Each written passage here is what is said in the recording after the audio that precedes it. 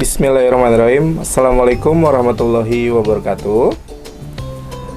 Alhamdulillah pada hari ini bertemu dengan saya Pak Tristianto. Untuk kali ini kita belajar tentang materi bimbingan dan konseling.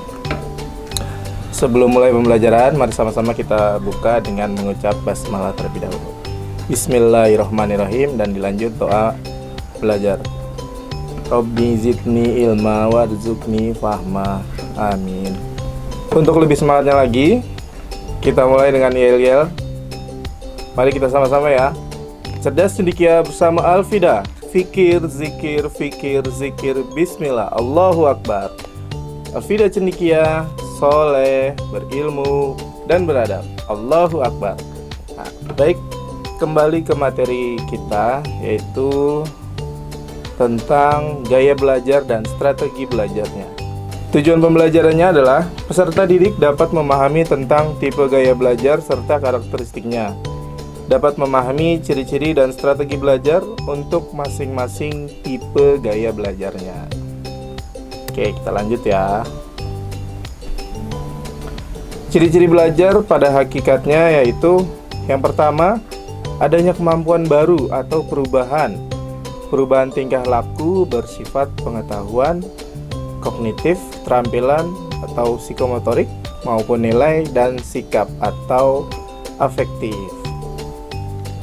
Yang kedua, perubahan itu tidak berlangsung sesaat saja, melainkan menetap atau dapat disimpan. Yang ketiga, perubahan itu tidak terjadi begitu saja, melainkan harus dengan usaha. Perubahan terjadi akibat interaksi dengan lingkungan. Jadi ketika di sekolah pun juga sangat berpengaruh ya untuk ciri-ciri belajarnya. Dan yang terakhir yaitu yang keempat, perubahan tidak semata-mata disebabkan oleh pertumbuhan fisik atau kedewasaan saja, tidak karena kelelahan, penyakit, atau pengaruh obat-obatan lainnya. Hakikat belajar adalah suatu proses usaha yang dilakukan secara sadar dan terus-menerus, selalu diulang-ulang, to be continue, melalui bermacam-macam aktivitas dan pengalaman guna memperoleh pengetahuan baru, sehingga menyebabkan perubahan-perubahan tingkah laku yang lebih baik lagi. Ya, kebiasaan belajar. Sering ya kita membaca buku pelajaran berkali-kali, tapi tetap saja tidak dapat mengingatnya. Atau kadang kita sudah mendengarkan penjelasan dari guru, dari teman-teman kita, namun sulit untuk memahami. Nah, kita masuk ke dalam pengertian gaya belajar. Ya. Gaya belajar merupakan kunci untuk mengembangkan kinerja dalam pekerjaan, di sekolah, dan di dalam situasi antar pribadi. Kalau kita sudah mengenal gaya belajar kita, maka kita akan dapat menjadikan belajar dan berkomunikasi lebih mudah sesuai dengan gaya belajar kita sendiri. Ya, kita akan mengenal tipe gaya belajar. Ada 4, yaitu visual, auditorial, auditory, dan kinestetik. Apa aja sih dari keempat itu semua? Ya, kita bahas bersama-sama.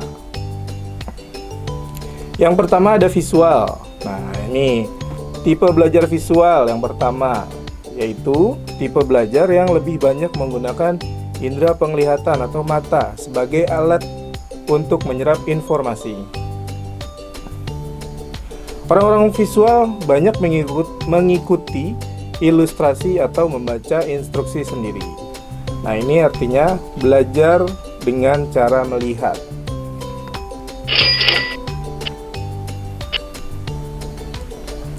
Adapun ciri-ciri tipe visualnya, yang pertama, mengingat apa yang dilihat daripada yang didengar.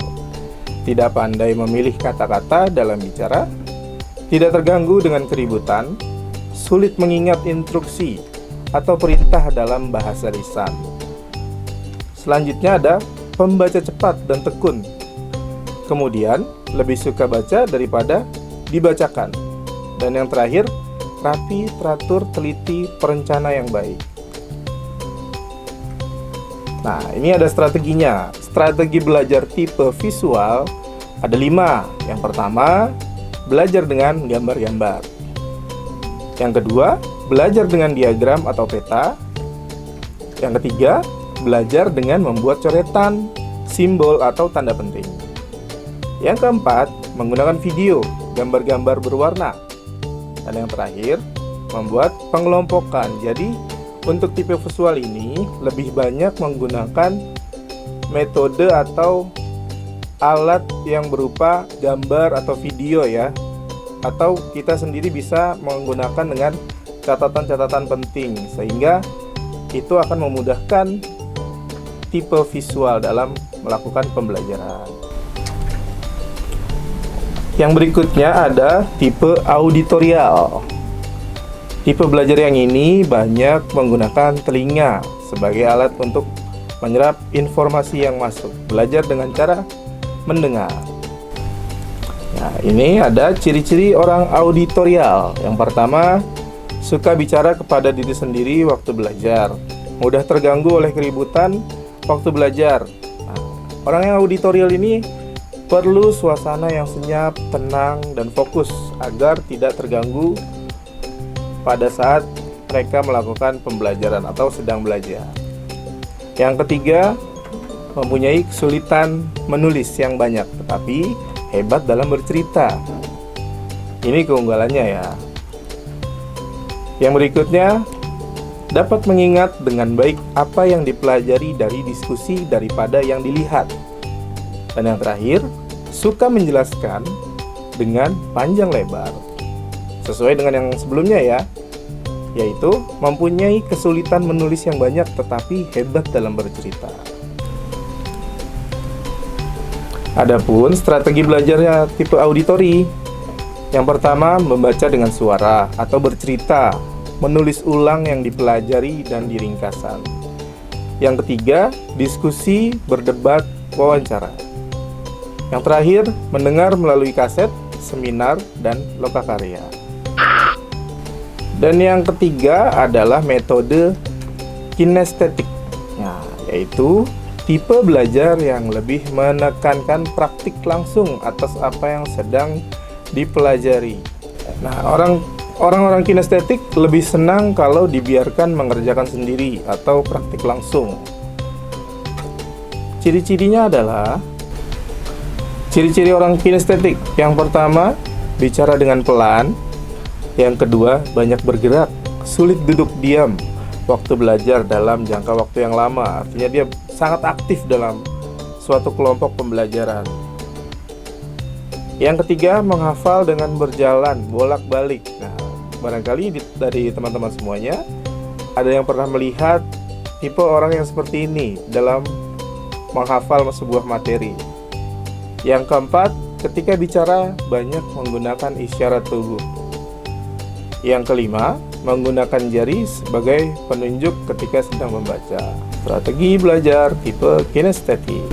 Yang pertama itu ada melakukan praktek mengamati demo atau contoh konkret. Yang ketiga, drama, permainan, aktivitas lapangan. Yang keempat, menggunakan model, Lego, alat-alat praktek, kerajinan tangan, dan puzzle. Dan yang terakhir, menggunakan gerak dalam belajar. Baik, ya itu tadi semua apa yang sudah kita bahas, yaitu ada 4 tipe belajar ya. Yang pertama ada visual, auditori, auditorial, dan kinestetik. Semoga pembahasan kita pada hari ini dapat bermanfaat ke depannya, dan teman-teman semuanya bisa dapat mencari tahu yang mana sih yang ada di diri kita dan tipe apa sih yang ada di diri kita. Semoga ke depannya materi-materi yang belum pernah dibahas akan kita bahas lebih detail dan lebih tuntas lagi. Mari sama-sama kita akhiri dengan lafaz hamdalah dan doa kafaratul majelis. Alhamdulillahirabbil alamin. Subhanakallahumma wa bihamdika asyhadu an la ilaha illa anta astaghfiruka wa atubu ilaik. Terima kasih. Assalamualaikum warahmatullahi wabarakatuh.